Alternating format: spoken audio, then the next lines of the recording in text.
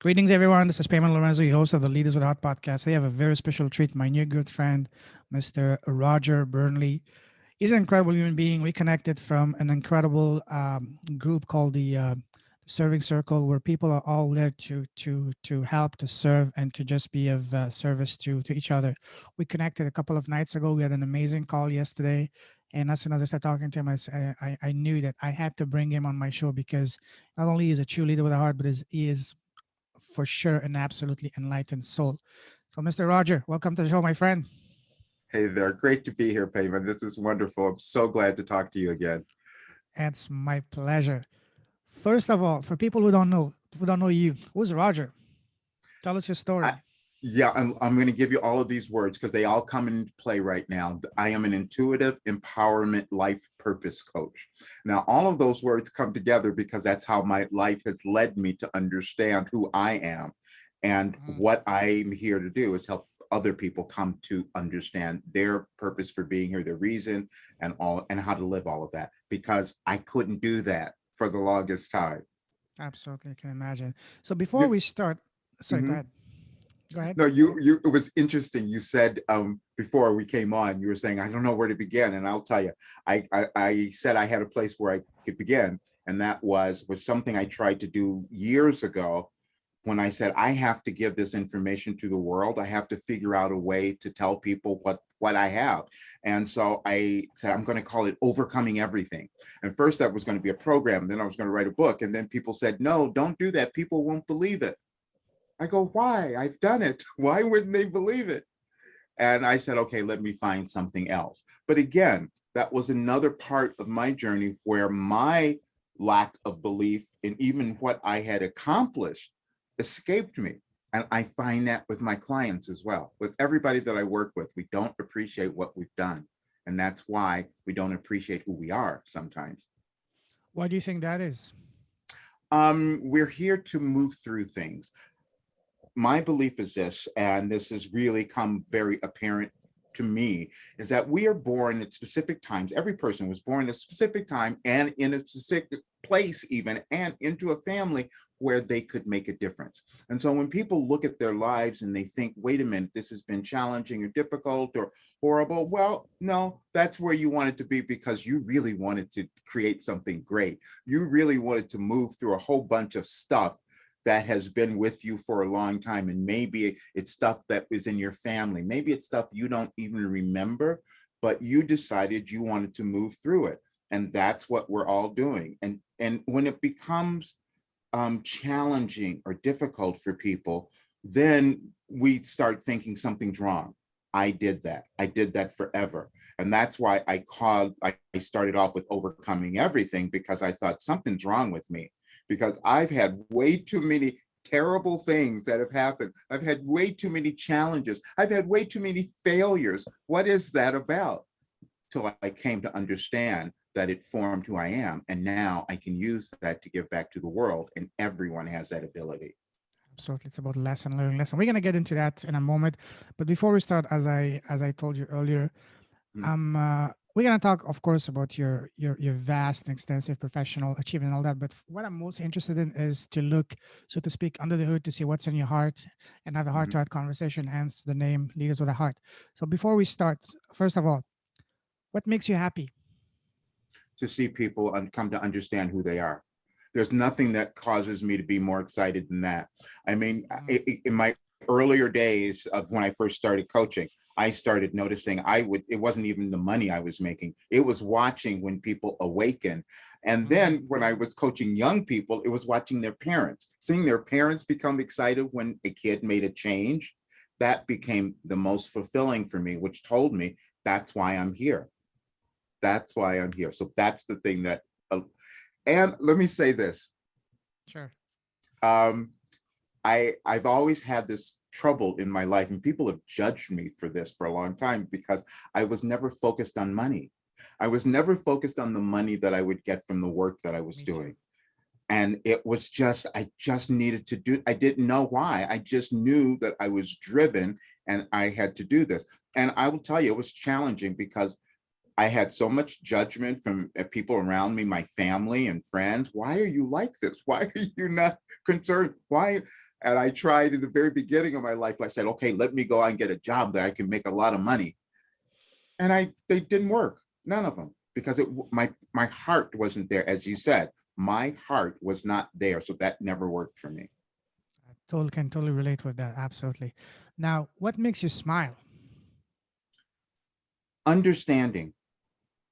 Understanding makes me smile. And that's what I mean by that, is that I have come to understand all of the challenges and the things that I've moved through in my life or that have appeared. I've understood all of my resistance. I've understood my doubt and fear. And so coming to that awareness causes you to smile. And then I even look back at things at times and I say, well, and can almost laugh at it, because at the time I thought this was a really horrible thing that was occurring. But now I see the value. I can understand what I have gained because of that particular experience or whatever it was that I might have gone through. Absolutely. What makes you come alive? The thought, the knowingness, actually, Mm, the belief that if I do my work well and help other people come to know who they are and appreciate that and begin to love themselves and create something wonderful in the world, then the entire world changes. You know how we all mhm, had that, so many of us had that idea, oh, I'm going to change the world. Well, no, I believe this is how we do it. When each of us decides to own and who we are, because we have mhm. gifts, we have talents, we have all of that built in, we came with them. We just may have some trouble at times figuring out how to utilize them or to begin to believe that we have them. That's what it Love is. that. I, l- I wrote something this morning that was just about that, because I meditate and write every day, and it was about your purpose, and it's something that said, when um your life purpose starts to show up when you stop denying that you have it. Basically that's what's, because we're always doing that. We have these ideas. I think I'm supposed to do this thing, or maybe I'm supposed to do that, but then we have doubt and fear. Now, I will say that's not a bad thing, because if when we have the doubt and fear, it's uncomfortable. And so then we have to do something to move away from that. And so it's always something that would cause us to evolve or become better or get out of our own way or something. Love that. What makes you sad and angry? Injustice. Mm, I, yeah, yeah, that's you brought it. When I see others treating other people poorly for whatever reason, it just it just hurts. When I see people suffering, when I see people in pain and fear because they don't understand what they have, they don't understand the resources that they have within them, that causes me to be sad. But it also propels me because it keeps me doing my work. absolutely love that. What scares you? Wow, that's a good one. Oh, wow, this is good. I Nobody's asked me that recently. Let me tell you. This is good. You just hit on it. Because I can think of that now and I'm thinking, not much. Not much. Not even the dark But or spiders? no, because I was afraid my entire life. I Mm, wrote a book. It's on now, it's out there. It's called Overcoming Fear, A Guide to wow. Freedom. And I Awesome. wrote that because my entire life, I talked about this. And in the book, I said, I lived my entire life being afraid. And several years ago, I've developed many things and processes and things to help people move forward, which I kind of discovered because I had to use them on myself. I had forgotten about this one, though. I wrote a list. Something came to me years ago, 15 years ago, I don't know. And I wrote this list of everything I was afraid of. And the list was really long. I thought, that's crazy. But What was I the number had one? this, I don't even remember, but I had so many of them. And I could kind of justify them. Well, you number one might have been the fear of the water, possibly, because when I was 12 years old, I almost drowned. Oh, wow. I went through the ice in a river and I didn't know how to swim.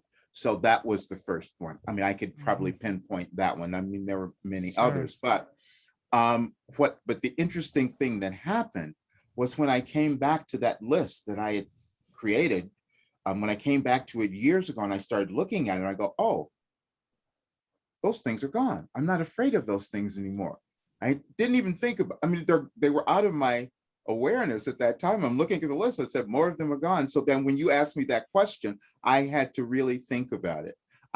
What would I, and there's very little, because most of the things I think that people that cause fear with folks, I've experienced them.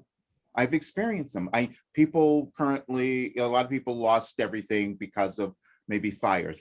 Yeah, I'm in California. We have a lot of them. We've had so many, and then or the weather, or just because of what we've gone through in the last couple of years. Well, when I was 19 years old, we lost everything in my family.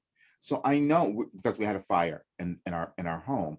And so Wow. at 19 years old, to realize you have nothing, it starts to get you to think about and appreciate things in a different way. We didn't have Sure.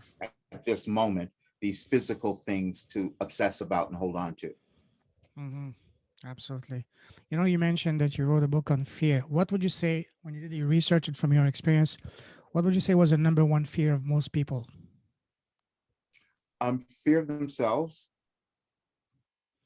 Okay. That's really pretty much it. I mean, when I go through it, I could go through every single reference that I wrote in there. Let me tell you, I wrote this because, which will, I'm sure we're going to talk about this a little bit, but I meditate and write, as I said. And so I receive information, and that information is so, it was really unnerving at first. I didn't understand it, but it was really, really important stuff. Mhm. And and I found that I had written so many of these messages, as I call them, on fear. And so I thought, okay, I guess that's what I'm supposed to talk about. If I've had so much of that, and this is what I say to my clients too, whatever you have lived, whatever your life experiences has been, that's what you're supposed to use and make it into something where you become better and the world does as well. That's what we're all doing. And so we're doing that within our individual lives, our whatever we've been given. So once I started to see that and understand it, I recognized that my fear was about, oh, wait a minute, I'm receiving information that is really different, and not everyone is doing this, because it's a lot more common now. But when I started a long time ago, because I'm much older, it was weird. And so I constantly had this belief that something was wrong with me and that I was doing something strange. And so we all have this little tiny belief, maybe I'm not normal. Well, no, you're not supposed to be. That's the whole point. You came to do something new, to offer something.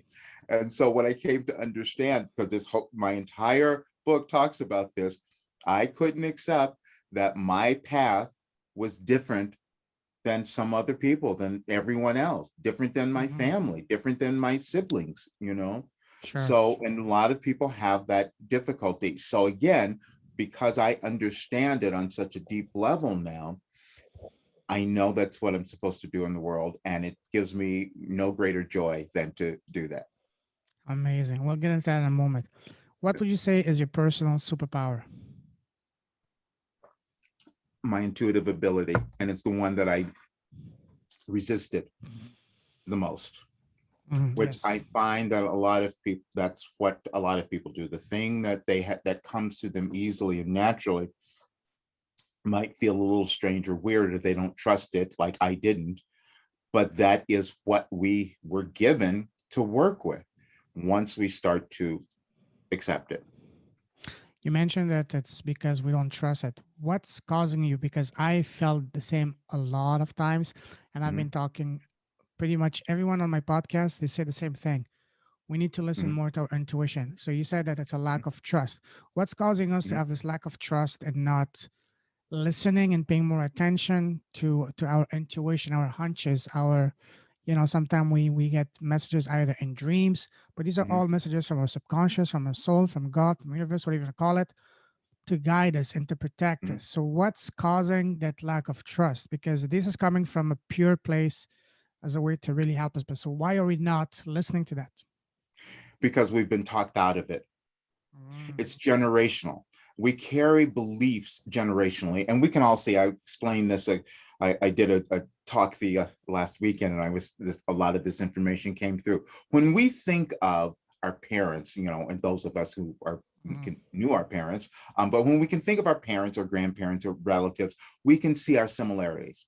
We can see the things that we might have carried in terms of their traits or mhm. characteristics. And a lot of Absolutely. times we as we get older, we start noticing them more and we start hating them. Oh, I'm acting just like my mother. I'm acting just like my father. And we hate that, except we wanted that. See, because we needed to look at that or whatever they could not do or whatever we judged about them, we're supposed to make it better. We're supposed to do something else. But because we've been taught from a very young age by our parents who had limited awareness in themselves, most times, we were taught by them, so we started believing it. My earliest memory, and I talk about this so often because, as I said, my superpower, as you asked, is my intuitive sense. That was the thing that was told to me that was wrong. You see, when I was a kid, when I was in school, I daydreamed. They said we would get they would send home what they call report cards, like our grades Yeah, and yeah. things of that nature. And they would put down the notes of what our parents needed to pay attention to. And for me, it was Roger always daydreams, meaning he looks out the window, he does all these things, he's not looking at the board. Then they even thought that I had a problem because they thought I couldn't see. And so they thought he needs glasses. That must be Oh, it. wow.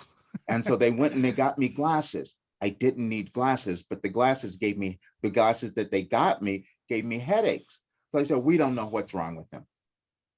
But what was there was Mm. I was all very at an early age, I was having this intuitive sense and I was hearing things. And now I'm being told, don't do that because you're daydreaming and wasting time. Mm. And Einstein tells us that imagination is one That's of the most everything. valuable things that we have. Absolutely. Absolutely. I can totally relate with what you're saying. We're going to get into that in a moment. But before we get there, I want to, and you made a perfect segue. I want to ask you some fun question about when you were a kid. When we were a kid, everybody asks us whether it's parents, friends, teachers. So, Roger, what do you want to become when you grow up? What was your answer back then? My first answer was a dancer. Oh, nice. Well, yeah, it was nice until people told me, no, you don't want to do that. You see, I can see that. Yeah. I felt, I mean, and then there was more to it because my family discovered that when I was young, I had this ability to move really well for a kid. I could dance as a kid. And so at family gatherings and parties, they said, let's let Roger dance and let people see him dance. And they would do that. So I thought, well, this must be what I'm supposed to do. And then I said that somebody asked me that question when I was a kid. What do you want to be? I said, a dancer. And then my father said, no, that's not what you want to do. Maybe because back then dancing was not an option as it is now. Exactly. Oh no, not at all. And so now, Mm, and this is this is all tied together now. So then what I did, I took that information and told myself this is wrong. I'm not supposed to do this. I'm not supposed to be that person. That never left me, however. mhm. I kept thinking, no, I was supposed to do this. And when I moved out of the house and when I was 21 years old, I thought, I'm going to go and dance. I'm going to go and take some lessons. I'm going to figure this out. I'm going to finally fulfill this. When I got to the dance class, I couldn't do it because I couldn't remember a combination. I had convinced myself, I had programmed myself to not do this To repress it, because yes. yes, because of the information that was implanted in me when I was a Mm. child. That's what we do. And What kind of so dancing? What kind of dancing did you like? it didn't matter. I don't know. I was Ah, just okay, doing whatever at that time I was a kid. I probably was like 5 years old. I was so young. I mean, I sure. just I didn't know. So I was just doing whatever dances were around, popular dances, and that was it. I didn't think anything else. But I kept continually shutting myself down, not doing anything that seemed that it wasn't important enough to be in the world, like artistic stuff or intuitive things or anything like that. That wasn't important enough. I had to do something that was a little more pragmatic, that was a little more, stable. So maybe business. That's what I got to do. Yeah, I can relate that. Yeah. What was your favorite subject in school as a kid? It was music. Oh The only thing I wow. cared about, and it was just singing. That was all. It was just using my voice. That was all that it was. I didn't. Which I discovered. I started figuring out when I was about 12 years old, I guess, that I thought there was something there, and but still had insecurity about it, incredible insecurity. But when I went to school, the only class that was fun for me was choir when we would do that. So that artistic side was still there. I mean, there were other things that I did well. I could do I mean, English and all of that, and I loved. We had penmanship classes. I was really good at that. So there were certain things, and then later on, I found that I did have an affinity for doing numbers, but that's not what I wanted to do. But it got me by. No, I have to say that your voice is very powerful, imposing yet very soothing at the same time, not intimidating. You're blessed with a beautiful voice, and I don't know. We'll talk about it in a moment, but Well, singing, thank you. very welcome. Singing for you, I think, would be maybe singing or even some kind of a leadership where you asked to speak in front of Mhm. large public. That's something that I can based on what I'm seeing. Your voice again. You have a very imposing, respectful type of voice without being threatening and in a soothing way, Mhm. almost like a Morgan Friedman way. Right. Yes. Respect. Yes. Not. And it's again, um, one of the things that I discounted, that I denied, that I stayed away from for because of what I was taught. So, okay, let's talk about the voice. Since you've made that comment, let me tell you what I did with it, though. When I was 12 years old, like I said, when we were getting ready for our graduation. We were in from eighth grade going into high school, Mhm. and so we were all going to sing. And so when we were singing, they discovered that I could sing pretty well. I didn't even know that because I didn't really care or pursue it. Mhm. I thought, oh, okay.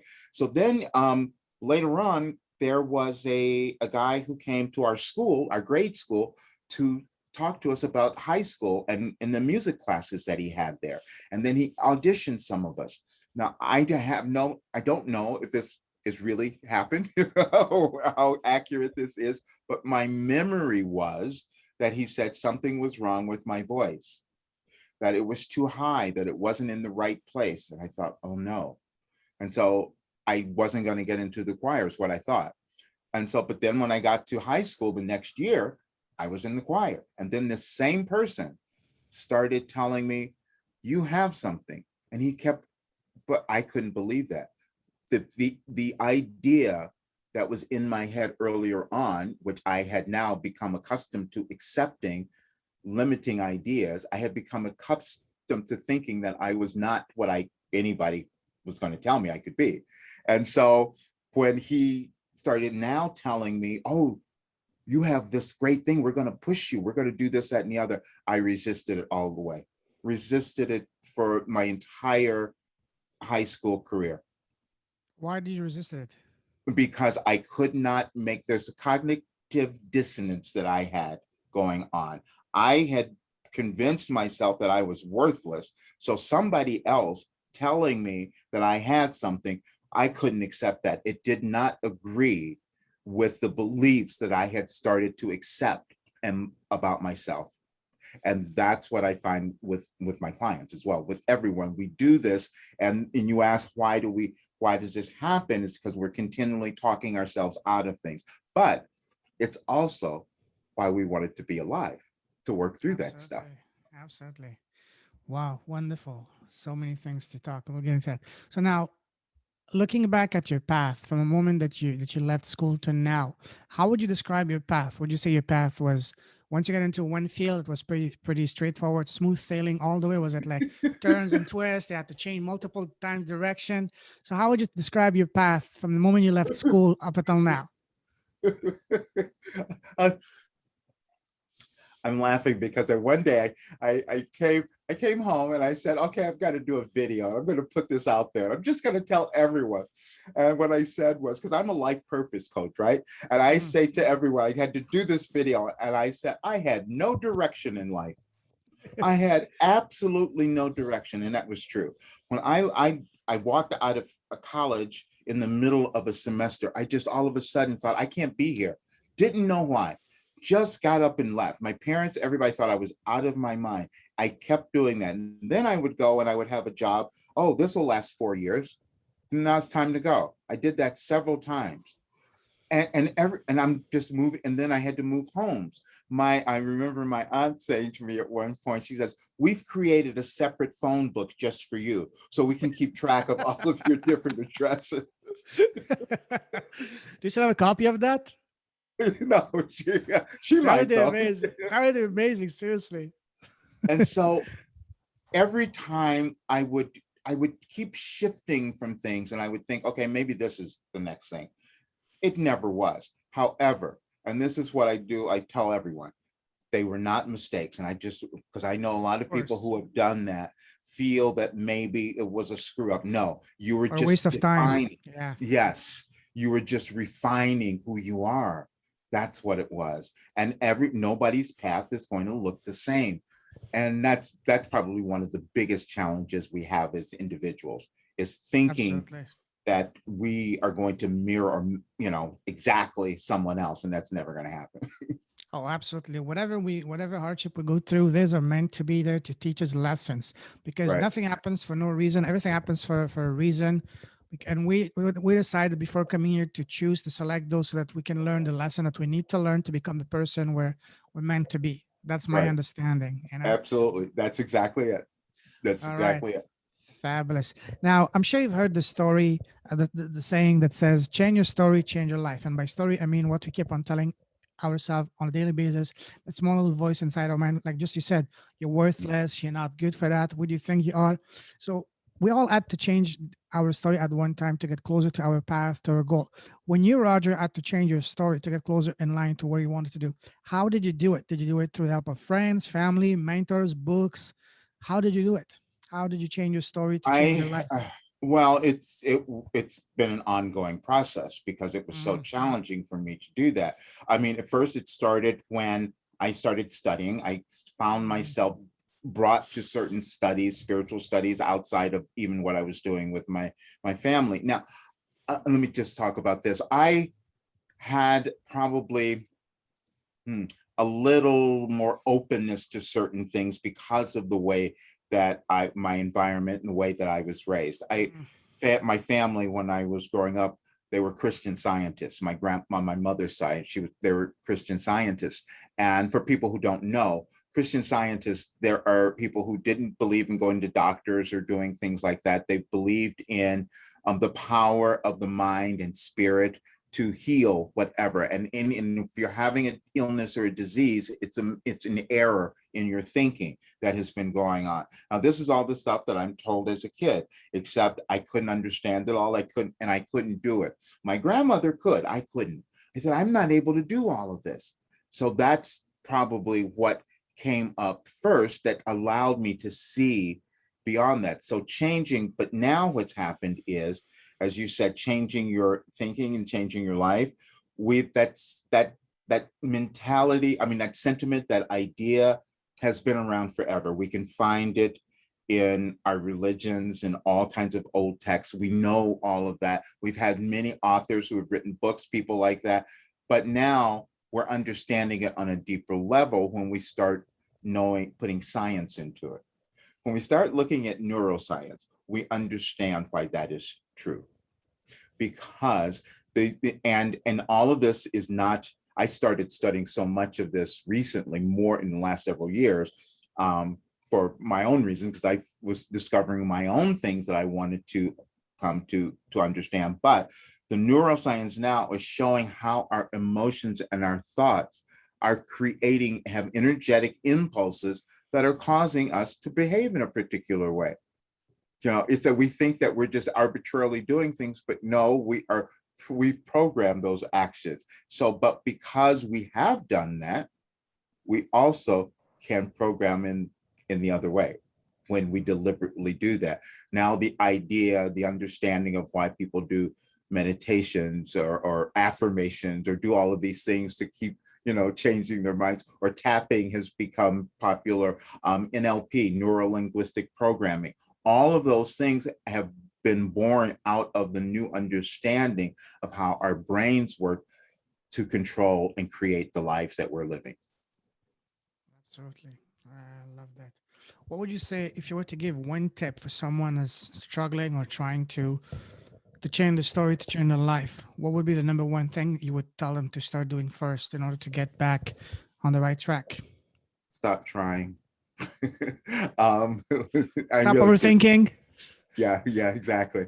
Because what's going on typically when we're really trying to do this thing or trying to change something, we're also affirming at the same time that we don't have it and that we can't do it. Mhm. That's what's going on. So we have contradictory actions and thoughts going on. And so the first thing I do is try to get people to just accept where you are right now. That's where we start. I have this little thing that I did with people called the 10 steps of transformation.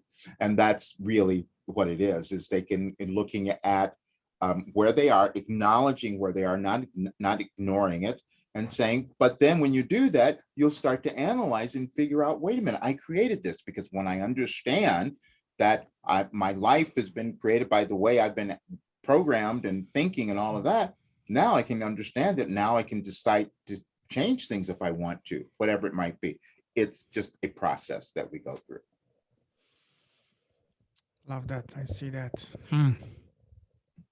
Now let's talk about your business. What's your business? What are you doing? I am, my work is more related to personal development and whatever is going to cause the person to become empowered. Let me explain. I say I'm an intuitive empowerment life purpose coach because, one, I want people to understand that they do have a life purpose. People, Sure. it's so crazy because they think when they hear those words, they think it's supposed to be something big. It's something that's going to change the world. It's going to make it do. No, it's whatever you're doing. It's whatever in front of you. That thing that you think you want to do, that's your life purpose. Just do that. And as you do that, you start to evolve. And that's what you intended to do. So it's first understanding that particular, accepting that idea, and then understanding that for you to fulfill that, you may have some things you need to move through, but those things are always going to be your fear and doubt. How do you understand and realize what is your purpose? What are you here for? When you start examining, you're looking at your life, you'll see it. See, the reason I said what I did before, the thing, and this is what I find with everyone, most people, we eventually get to it, is that the stuff that was with them when they were young, the stuff that they came in with, that they kind of thought that's their purpose. And they may have gone through their lives discounting that, getting rid of it, not believing it for periods of time. And then all of a sudden, things began to make sense. And okay, let me just explain it this way. I can take someone back to it through their lives, and we can examine some of the things that have gone on. And through those examinations, we will find similarities. Then from those similarities, we start to put it together. And then we say, we think this is why you're here on the earth. You were meant to do these things. You were meant to move through this. You were meant to offer that. Everyone has that when they come to figure it out. Speaking of that, I saw a quote about a year ago that always stayed on my mind, and that quote was, the two most important days in our lives are, first, when we are born, and second, when we realize why we are here. And when we do, we become a totally different person, because That's, you move from yes, being headless chicken wandering aimlessly to one that is actually a direction, a purpose, a mission, a reason. yes.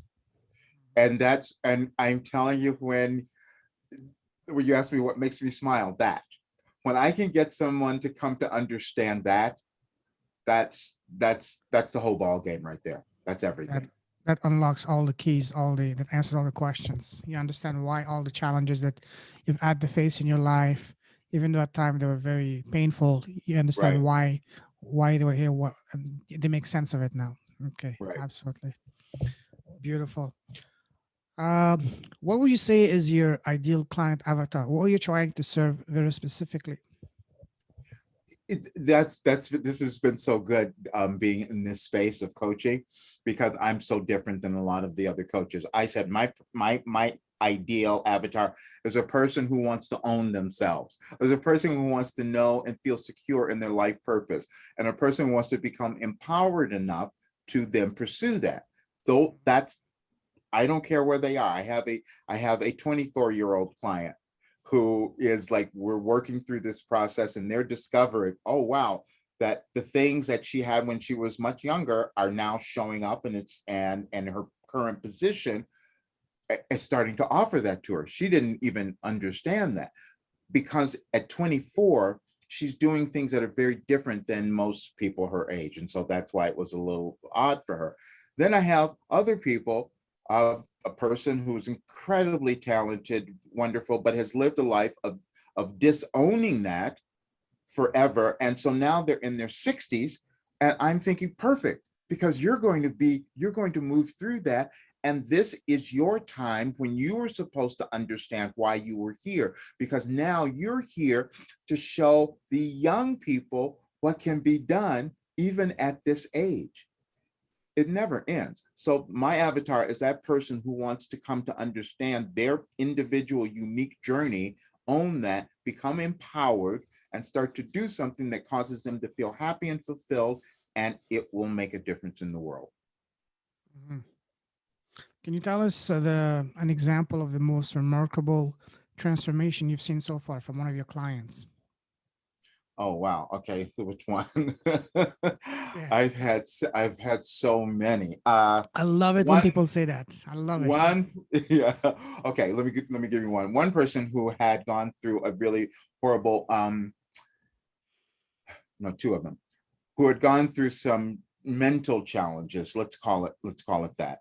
And I could see, and I intuitively kind of knew with each one, that you're only having these things are going on because you don't understand what you're here in the world to do. And sometimes when you're here to offer something that's this big gift, it can freak you out.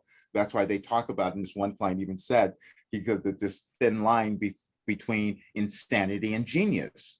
And that's true, because you kind of think, wait a minute, I'm coming up with stuff that nobody's done before. Could I be a genius, or am I really crazy? That's the one of the things that we're kind of always, looking at. So, but anyway, this particular client, it became so horrible for him that he decided to kill himself. He was No just way. like, yeah, Wow. and he attempted it, and it didn't work. And then he Thank decided, and God. then yes, and then after that, we worked on this a little bit more, and because I hadn't seen him in a while. But when I heard all of this, and then I started talking to him, I said, oh, wait a minute, you've been misdiagnosed. He's been going to doctors, and they've been giving him things that is not right. And I could No see that. way. Yeah, a lot of times people are given drugs to stop things, and like antidepressants and all of that, where the source of that, it may be something else. So I was able to see that, Wow. and so we set him on track. Another person who came out of a hospital, with schizophrenia, and which you're supposed to not get better from or heal. I'm going, no, that's not true. You're supposed to do this and change it so that you move mental health issues forward. So people start to understand this, and that's what's happening. And I'm seeing that. And we had another person, a very different experience. And I saw her at one time, and she had this idea, but she was afraid of it. She was afraid of doing this idea. She wanted to, because it was weird. It was about doing Sanskrit. And she says, nobody's doing that in more. I don't know. And it's weird, but I love it. I said, then you're supposed to do it. That's why you're here. And so I didn't see her for a year. And the next time I saw her, she told me she had taken everything. She said she believed me. And she went on and she just did it. And she put up a couple of courses. She now has 7,500 students in her Wow. courses in a year. Yeah. Amazing. And she's a completely different person. She's feeling more empowered. She is feeling now empowered because she took that step and now she has the results of that as well. Beautiful. What is the number one thing you're doing to help these people to, in order for them to transform their lives, they have to change the story? What Mhm. is the number one thing you're doing to help them? It's one thing to change your story, but what do you do for them to change their story? First of all, to get them to understand that they have one, that they've been Mm, telling them one, that they have one that they've created. I, I'll tell you this. I explained this the other day in a different way, and this will help everyone. I said, we all think we have this ego. Everybody calls the ego something different. You know, we have think it's being boastful, all of that. No, it's not that. I said the ego is this entity, this thing that we've created outside of ourselves that we think is going to keep us safe. And the way that it keeps us safe is by causing us to stay within the familiar, to stay within what we've known. It keeps us right here. So then when we decide we want to maybe adventure out, maybe we want to do something a little bit different, then the ego says, no, you're not going to do that. We're going to give you fear. We're going to give you doubt. We're just going to hold you back. You're never going to do that. And you go through your life that entire way, listening to your ego and paying attention to it until you mm, never expand. And so then I get them to understand that everything that you want in your life is outside of what you know now. And that's going exactly. to require change. So once we accept that, then the world becomes a little bit easier. And then I say it's a process because I get them to understand, don't be impatient here because you've programmed yourself into this little place. And now we're going to program you into this bigger place. That's all that's going on.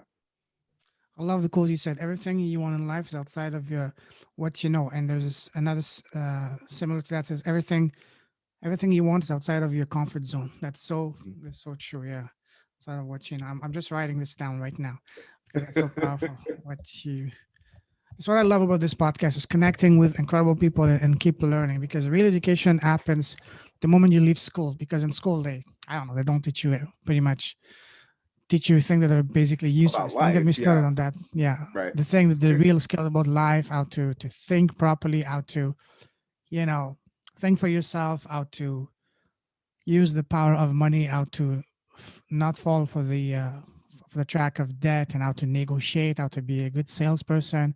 It's Mhm. basically all the vital life skills that are needed that are not being taught, and Right. that's one of them is to be able to really be able to think for yourself and really listen to your intuition and listen to your heart because we have a tendency each time we are at a crossroad or look for we have a challenge or dilemma, our first reflex is to look outward, to look for others for help, whether Right. it's family, friends, colleagues, boss, or God forbid, the government. Whereas the best thing to do is to look inward because we came here with all the equipment, all the tools ready to Mhm. tackle any type of, challenge. Or even if we're not, we're just with the power Uh, of prayer, I'm so glad. meditation, and Yeah. thing like that. I'm so glad you said that because there's a couple of different things with that. Yes, a lot of times we are depending, we're looking outside and all of that Mm. and thinking everybody's going to have what we need. But then there's another part too that certain people, I did this, we don't ask for help. I We did that too. don't, That's one of my yes, challenges too, because of yes, that thing called ego. Or yes, what they will think about me. They think yes, I'm all powerful. I don't need help, but deep down, right, I'm almost at the verge of collapsing or whatever. yes, yes. Oh wow, that is so true. That's amazing. Yeah. Let me. Yesterday when we talked, you mentioned about something that you are channeling. Tell us more about that. Okay. And again, this is the thing that it was perfect for today because I received a phone call this morning that I a voicemail that I haven't answered yet, and this person asked about that. He wanted to know what is this Wilhelm? What is this channeling thing? What is that? This is so Yes. fascinating. He says this. You feel it feels like you're a light here in the world. And I said, oh, that's interesting because this is the thing I never wanted to talk about. This is the thing I never wanted to give to the world. We have things within us that we think are strange or weird, and we don't want to talk about them. And that's usually the things that are going to make us the most successful. So anyway, In 1988, as I said, I started doing what I call automatic writing. And I did that only because I was suffering so much because I was making a big change in my life and I was scared to death. And I didn't know what to do. And so I read an article where this businessman in New York said he started finding some help because he was going through these transitions in his life and he started practicing automatic writing. He says you just sit down and you just meditate and you just have some paper and then wait and see what you hear. And I said, okay, that sounds cool. Let me do that. I have nothing else to do. I'm desperate. And so I tried it. I had been meditating anyway, but nothing happened for a few days. Then I kept doing it though, because again, I always meditated. So as I'm sitting there, then one day I started writing something. I said, am I hearing something? And I'm saying this because we all do this. We all hear things. We all have intuition. We all hear voices in our head and all of that. But I decided to, because I had been practicing and meditating, being still, I decided, let me try to write what I'm hearing. And this process is not that weird because anyone who has written an essay in their lives or in school or whatever, Exactly. you use that, it comes to you somehow. So I just made it a practice that I wanted to cultivate this and allow it to come through. And so over years, I kept doing it. And I said, this is crazy. And in the beginning, it frightened me. I said, who's speaking to me? That's what I said. And I heard very clearly, we are another part of you. We are your higher self. We're just within you. Now, if that makes you uncomfortable, you can call us whatever you like. And then I said, Wilhelm. That name just came to me. I didn't know why, but that was it. And so since that time, from the earliest writing that I have recorded is 1989. And I've done it ever since, but I didn't tell anyone. You see, I didn't want that to be known. It was just for me. Let me just work through all this stuff because I'm working through my own insanity here. That's what it felt. And Why did then you want to tell people? because I'd been, everything about me at this time was wrong. I was a daydreamer. I was all these things, all these ideas that I had built in my head about who I was. I couldn't allow this would be another thing that people would judge me about. I couldn't do that. And so in 2005, or seven, somewhere in there, I think it was 2007. Yeah, it was later. Someone found these in my office, some of my writings, and asked me who had written them. And I said, well, and sheepishly, I said, I did it. And they said, great, I love these. This is helping me a lot. Please send them to me. Whoa. And I started doing that. And that's how I started a list. And then I started a website where I would publish them every day. And it grew from that. So I did that for years. And then in the last few years, many years ago, I would channel the information. I hear it and then I can speak it. And when I get into a focus, I will start to speak it and the information just comes through. That was challenging as well because I didn't want to trust that. That was embarrassing. But this year I've been doing it in public. I've been doing it for other folks now. I've been doing groups of these. So it's become more comfortable. But it's a progression that we all have in our lives. Whatever we're doing, we move into more acceptance of that gift, that ability that we were given before we came here. Absolutely. You mentioned something that you just get in front of a paper with a pen and it's Mhm. almost like you're writing an essay. Anyone that's written an essay has gone through that because they just Yeah. sit in front of the paper and all of a sudden things come to it. So Yeah. at what point do you know that the information you're writing is from you and not being channeled by someone else? It feels different. It feels different. Okay.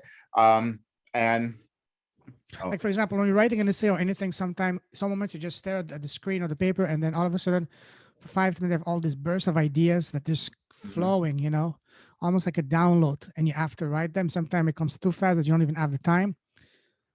Yeah. Would you say that this is coming from your brain, or is that something that's a mixture between It's your brain and channeling? no, my brain is really screwed up. So, so it's not that. Is that the And limiting belief? Is that a result no, of that? no, they've made it very clear to me when I channel. And this is the thing, and sometimes I struggle with this Mhm. because if there's any sort of judgment or negativity that I'm hearing, it's not coming from my spirit guides. That's coming from me. That's true. That's all that it is. So that's how I know the difference. So when I meet, that's pointed out to me constantly, Mhm. because that's not, none of us need to have any of that. But again, I'm told that we are working through things in our lives individually that we have carried for a long time. It may, we may have memories of stuff in this life that we can see things that we didn't do when we were younger or couldn't accomplish or achieve. But there are other energies that are connected to that we have no idea. We're all here now connected to everything that came before. We didn't just show up this one time. And so we are a product of the world that has been created. And so now we came here to look at this world and decide how we want it to be a little bit better. And each of us does that when we start to honor who we are. Absolutely. And, I was watching a video this morning by an incredible gentleman. I think his name is Brian Scott. Have you heard of him? Oh He has a yeah, I very listen to Brian all popular the time. Yeah. YouTube channel. And one thing he said, he was talking about, I forgot the exact topic, but he was saying that we are not born at the moment of our birth. We are born before that. The soul as is Mhm. eternal, and sometimes we remember things because the soul has a memory, not Right, only of this life but previous lives and so on and so right, forth. So when he said that, I said, "Wow, that makes so much sense." right. And he might, and he probably, I don't know, he refers to a lot of different folks, but I Mhm. loved it when he just recently I saw Actually, his sorry to interrupt you. He was actually talking about what is it? What is his name? Cayce. Edward Cayce or something like that. Yeah, I knew Edgar you were going to Cayce. say that. I knew you were Yeah. going to say that's where I was going. Edgar Cayce. Okay. Yes. Okay, Yes. so now you have to understand this. The silent Uh, prophet. Yes. yes, and I didn't, and so okay, chills are going through my body right Oh now because yes. all of this is coming up. Oh wow. Okay. In when I was 19 years old, I was introduced to Edgar Cayce. I Wow. never his material. I had this family that I was close to. They studied. They had books, and so when I would go to their house, they would talk about this stuff and show me, and I go, "This is weird. I don't understand it." But somehow, my life had placed me in that position, in that house with these people for me to be exposed to this. And then just recently I started going back. I go, my life over the last several years has taken a different change and turn and all of that. And so this is what we come to understand at some point, is that there is this divine plan. We just come to figure it out later. And so when I started studying more of his work and his ideas and what he did, I go, oh, wow, this is what I've been doing. And this is what I am here now continuing with. This is how it felt. And then I had just arbitrarily, I'll just throw this in because I just need people to understand there are no accidents in your life. I did something, I arbitrarily decided, I do that in jest because we don't do that, but I decided to have this reading with an Akashic Records person reading. I'd never done that before, but I arbitrarily decided to do that. Then when I go back later, and the reader had a little bit of, she said, "Wow, I've never felt this before. There's something coming through from you that I don't know." Oh. And she says, "I think I'm supposed to follow you now." And so, which she's been doing, which was great. But then I had no idea, but I went back later and started studying Edgar Cayce that I was introduced to when I was 19, and understanding that he was the one who made the term the Akashic Records, that he was the one who started talking about it. I hadn't, and I now this connection was complete at that point. What a gift to be exposed to that at 19. Yeah. And back then, when you were exposed to that, were you saying, what is all that supposed to mean? What is this person trying to tell me? Would you like, Oh leave me yeah, alone? completely. Leave me alone. I'm not, this is weird. I've So done that my entire life. what I'm trying to say is that would you consider that you to be exposed to that, to that material, to that family member of yours, was a pure uh, act of randomness, or was that pre-planned and meant to happen? It was pre-planned and meant to happen, because I tell people this. Mm-hmm. I love using the story of Hansel and Gretel. Mm-hmm. Not to where they went in the woods and they dropped things. They left reminder so they would know to find their way back home. And so Absolutely. these memories are those reminders. These memories and things that we start to connect later are those reminders saying, yeah, you're on your path. You're doing the right thing. You're going in the right direction. And we told you a long time ago because that's why you were there. Absolutely. Hmm. Absolutely. That actually reminded me of an amazing, I mean, thought provoking book by Robert Schwartz. Have you heard of Robert Schwartz? No, that was not familiar. Let me show you. He wrote an incredible book that's been crazy. It's changed my life. Said, Oh, uh, your soul's plan. Yeah. the life that you're discovering the real meaning of the life you planned before you were born. Yes. Yeah. Absolutely phenomenal book. And it talks about that, just like you said, reminders on your path to remind you that you're on your right path, and people that you made contracts and deal with, that they would appear at Yeah. certain moments to teach you the lesson you were supposed to learn, or to basically keep you help you along your journey, because it's all about the journey and the growth of this at the soul level. Yeah. So I highly recommend for anyone who's interested in that to read that book. Absolutely Okay. phenomenal book. You that reminds me, as you bring that up, um, what used to come through in my writing so much, and I hated this. I didn't like it. It says, you knew before you were born. I go, what did I know before I was born? What are you talking about? And it kept coming through. And I said, okay. And then they changed, okay, you will remember. I said, okay, fine. Oh yeah, that's So, better. That's easier yeah. to digest. Yeah, Yes, exactly. because if you tell people, "Hey, you were the one that planned this Right. tragedy or this accident," they'll say, Yeah, "What are you talking? What are you smoking? You crazy? Why would I do that myself?" You know? exactly. No, wow, that's Uh, amazing. That's fantastic. Let me see. I mean, we can, as I told you earlier before going live, me and you, we can talk for 2, 3 hours right because now. there's so much that we can cover. You're an absolute wealth of knowledge. We can do an entire, not even an entire show, but an entire podcast, just me and you talking about all of your experiences. You know, if I had the time, would be glad to do that with Well, you. we But should. Yeah, I know we should do them. We'll do a couple of others. We can go into some deep dives on specific things, maybe, sure, something like that. especially I'm fascinated by what you say. What do you call it? The automatic writing. What was Hmm. the term for it? When you get Right, inspiration channel downloads, whatever you want to call it. But that's right. something I've been extremely fascinated, that I want to learn as much as possible about that, especially about that, about the Akashic record. We talked yesterday about accessing your past life readings and future life, you know, reading I and did all one that. program. I have a program on that I did called Finding Answers Within, which I want to do a Mm, new one though. I did that many years ago, where I talked about my process and writing and meditation and all of that. But I'm going to do another one. But that one's out there now too. It's called Finding mm, Answers Within. beautiful. But we can talk about that for a long time. But Yeah, we need to keep this within a certain time. yeah, So exactly. you know, Yes. the theme of this podcast is leader with a heart, meaning people that are building impactful business. Like for me, for example, I'm launching a product soon through a crowdfunding platform, Kickstarter. For each unit I sell, I will be donating a pair of eyeglasses to someone in need, because right now there are over 1 billion people in the world who are not able to do something as basic as seeing clearly, and I want to help. Of course, I cannot do that by myself, but by putting myself out there, by attracting, I'm able to attract other like-minded people who are going to help me. As I told you, when you put yourself out there with good intention, universe bring the right people in front of you, and that's what's happening right now for me. I want to make a dent in helping people to be able to see clearly. So I'm very passionate about that, because myself, I've been struggling all my life with glasses, but I was Mm, fortunate enough that I was able to afford sunglasses. I mean, not sunglasses, eyeglasses.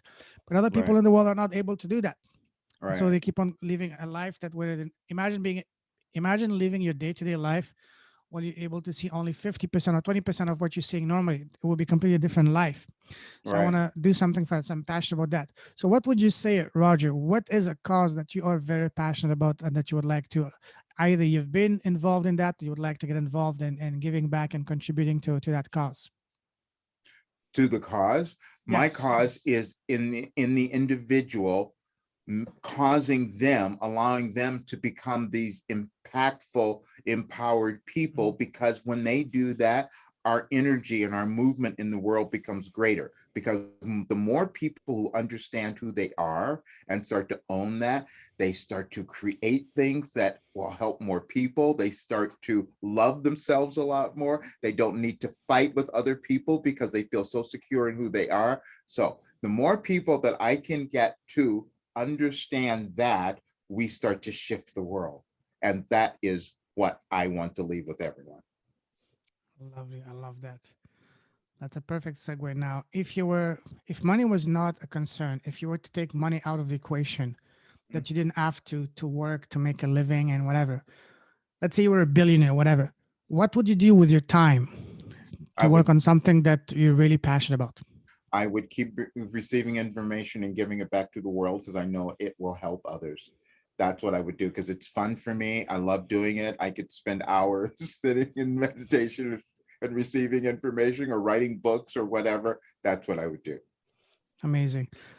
To finish, I want to ask you some fun question because we all want to have fun. Some Right. fun question. First of all, um, do you have your own podcast? I don't. I did a few years ago when I Mhm. was still working on the overcoming everything. So those are there are some out there, but I don't have All one right. current. So imagine you have a podcast now. It's very successful, and today you have the most amazing, the most special guest on your podcast, which is yourself. Mhm. What would be the first question you want to ask yourself? And by first question, I don't want you to think too much. What is the first question that comes to your mind right away? What would be that first question that you want to ask yourself on your podcast? Um, where am I going in my life? Mm. That would And be what? that would be the first one, because that was the thing that I struggled with and didn't understand the most. And now that I do, that's the thing again, that's my mission drive. I want everybody else to start to understand that the Mm, most. So that would be the first thing. awesome. Now imagine that you were blessed to have a time machine. You can go back and sit face to face with your 18-year-old self. What would be the number one piece of advice you would give to your 18-year-old self, knowing all that you know now?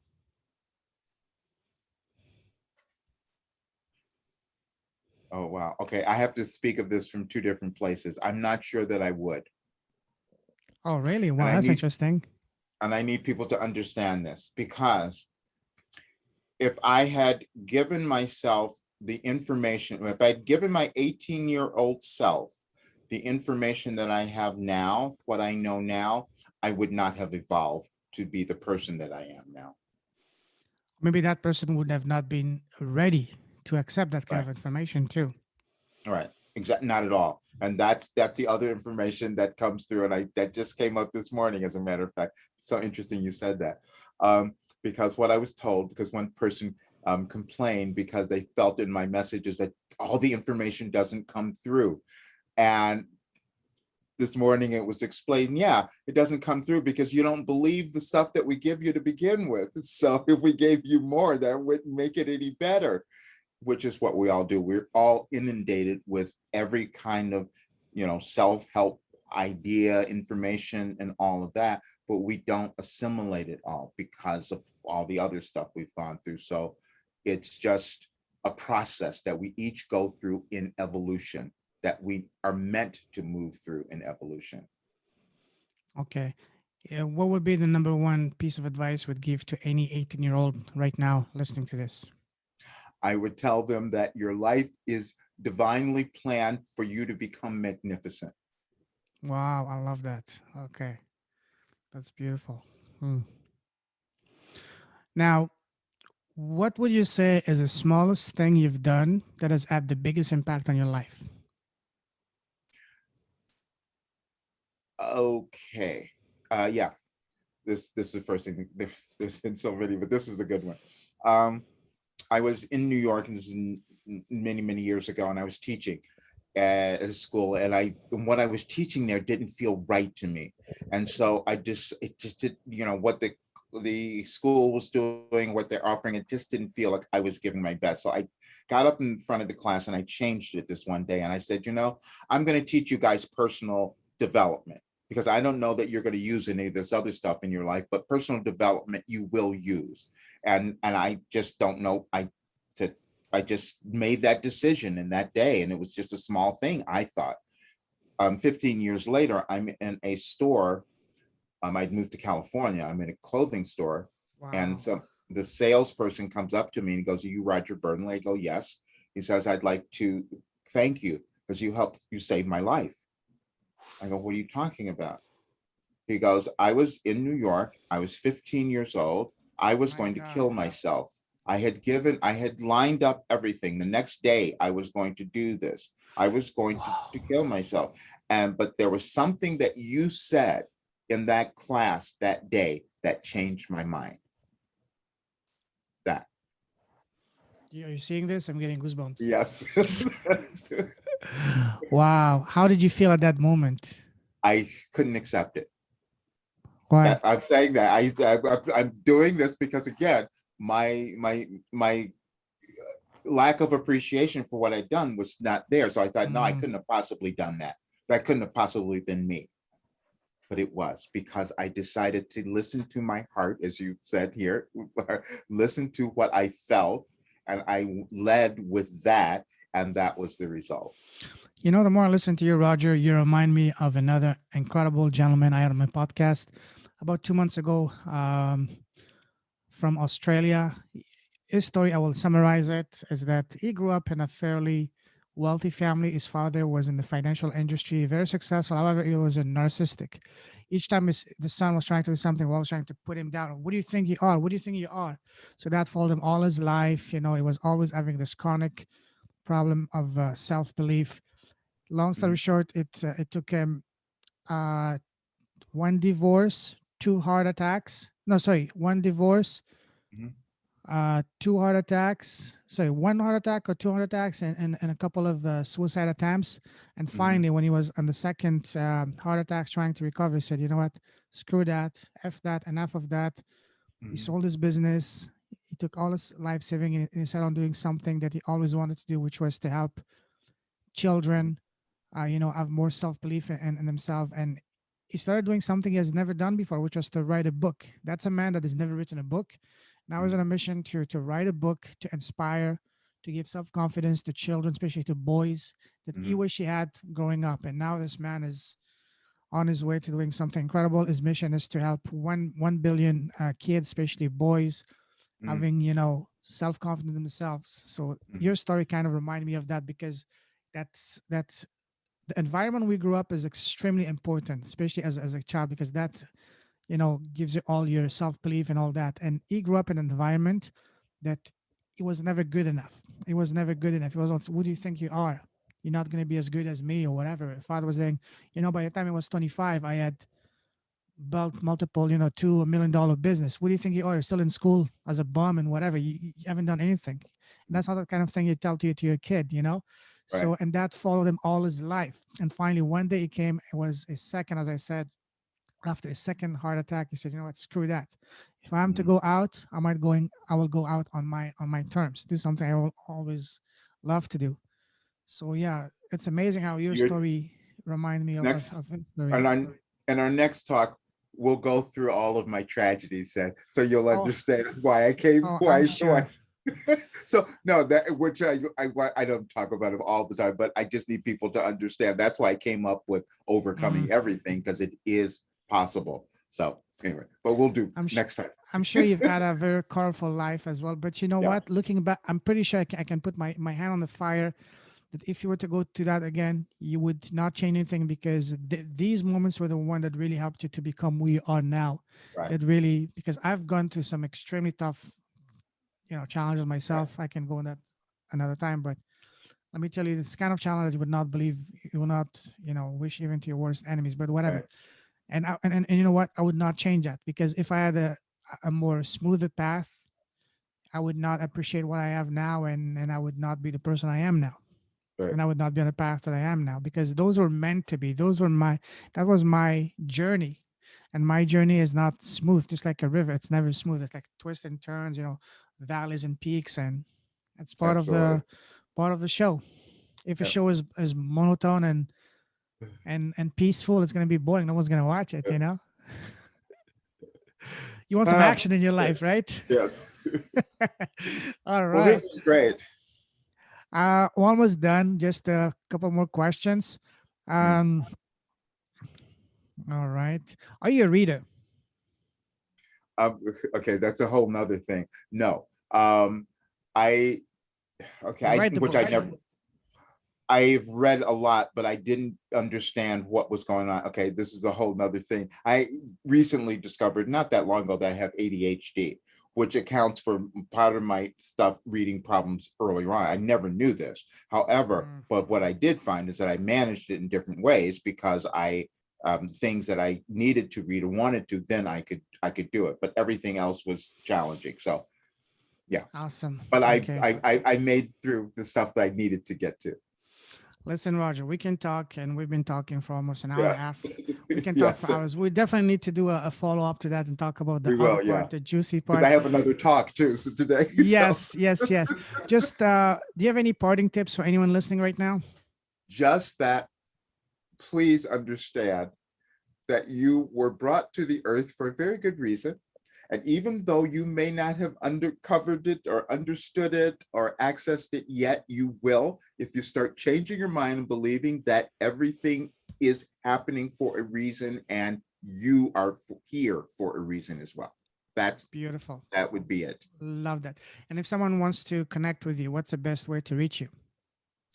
My website is rogerburnley.com.